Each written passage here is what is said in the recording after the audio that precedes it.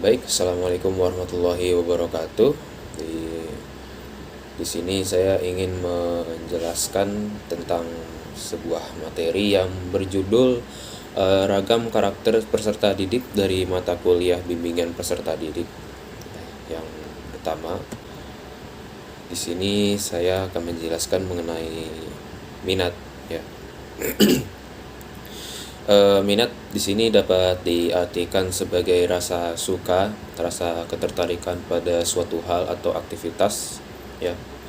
Menurut Harlock tahun 1990 dan 114 menyatakan bahwa minat merupakan suatu sumber motivasi yang mendorong seseorang untuk melakukan kegiatan yang disukainya atau dipilihnya.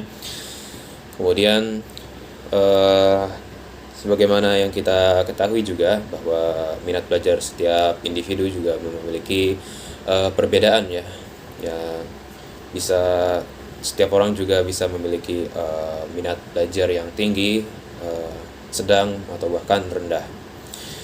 Dan untuk mengetahui apakah peserta didik tersebut memiliki minat belajar yang tinggi, rendah atau sedang, di sini kita bisa melihat melalui indikator minat, ya. Itu diantaranya perasaan senang, kemudian ketertarikan peserta didik, kemudian perhatian dalam belajar, kemudian keterlibatan siswa dalam kegiatan pembelajaran, dan manfaat dan fungsi dari mata pelajaran. Maksudnya apa dari setiap poin-poin tadi? Yang pertama, perasaan senang.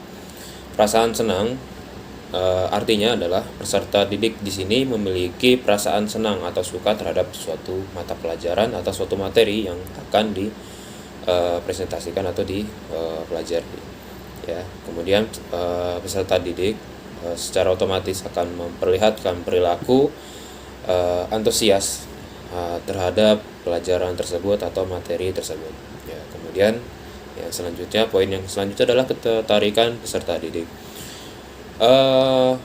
Hal ini berkaitan dengan daya gerak yang mendorong peserta didik untuk cenderung tertarik pada orang, benda, kegiatan, dan lain-lain. Kemudian selanjutnya perhatian dalam belajar.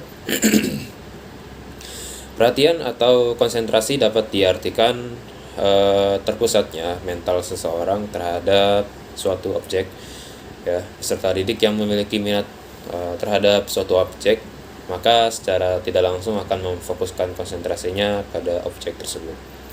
Kemudian keterlibatan siswa dalam kegiatan pembelajaran, ya.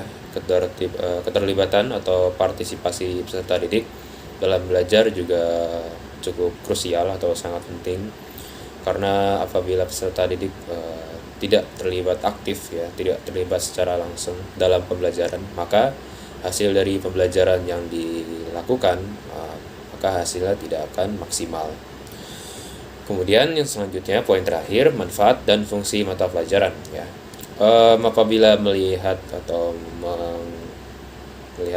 manfaat atau fungsi dari mempelajari suatu pelajaran dapat diketahui dengan jelas oleh peserta didik, maka dengan hal tersebut dapat secara tidak langsung dapat menumbuhkan minat atau motivasi belajar dari siswa. Baik, yang selanjutnya di sini ada gaya belajar, ya. Gaya belajar merupakan cara yang cenderung dipilih atau digunakan peserta didik dalam menerima, mengatur, dan memproses informasi atau pesan dari komunikator atau pemateri. Kemudian gaya belajar dapat dikelompokkan menjadi 3 bagian, yakni visual, auditif, dan kinestetik. Apa itu visual? Peserta didik visual merupakan peserta didik yang merasa mudah memahami pembelajaran atau materi melalui visual atau gambar, dan tentunya akan merasa sangat kesulitan apabila presentasi materi yang disampaikan hanya melalui audio atau metode ceramah, ya, tanpa menggunakan visual atau simbol. Kemudian seorang pendidik di sini juga dapat menggunakan media visual seperti gambar, konsep, poster atau diagram, ya, atau film atau video. Kemudian seorang guru juga bisa membawa peserta didik untuk melakukan observasi seperti ke museum, tempat sejarah, dan lainnya. Selanjutnya ada auditori, ya.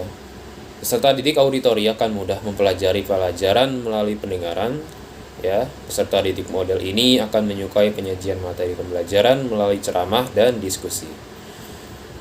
Tentunya tipe auditori akan mudah kehilangan konsentrasi apabila ada suara-suara berisik di sekitarnya. Kemudian peserta didik dengan jenis auditori tidak senang dengan tugas membaca, dan tentunya mereka tidak senang dengan jumlah kelompok yang anggotanya terlalu banyak, ya. Maka dari itu peserta didik dapat selain menggunakan media ceramah dan presentasi, juga dapat menggunakan media rekaman, ya. Para pembimbing di sini juga bisa menggunakan media rekaman seperti kaset, audio pembelajaran. Kemudian peserta didik juga bisa diminta untuk berpartisipasi dalam suatu kelompok diskusi, kemudian membuat suasana kelas kondusif, ya, atau jauh dari kebisingan. Kemudian selanjutnya ada kinestetik. Kinestetik merupakan peserta didik yang menggunakan anggota tubuhnya atau fisiknya lebih banyak daripada melihat atau mendengar untuk melakukan kegiatan pembelajaran. Peserta didik kinestetik itu sulit untuk berdiam diri dalam waktu yang sangat lama. Kemudian sulit mempelajari hal yang abstrak seperti rumus, dan juga kurang mampu menulis dengan rapi. Oleh karena itu, pendidik dapat menggunakan objek nyata dalam belajar konsep atau hal baru. Selain itu, pendidik dapat mengajak peserta didik untuk belajar eksplorasi lingkungan.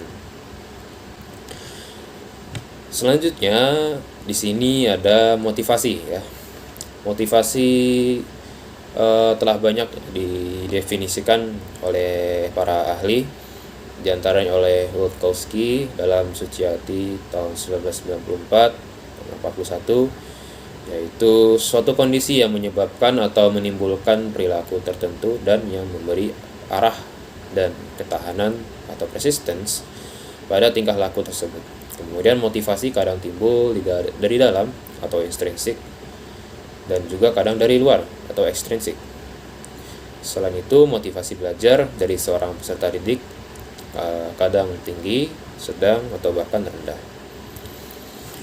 Seorang individu juga memiliki motivasi yang tinggi atau tidak dalam belajar bisa kita lihat melalui 3 hal. Yang pertama, keterlibatan, ya, kualitas keterlibatannya. Yang kedua, perasaan dan keterlibatan afektif, ya, peserta didik.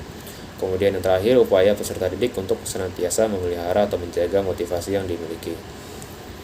Tentunya seorang pendidik di abad ke-21 juga perlu memahami motivasi belajar peserta didiknya, atau bahkan harus menjadi motivator untuk peserta didiknya, ya.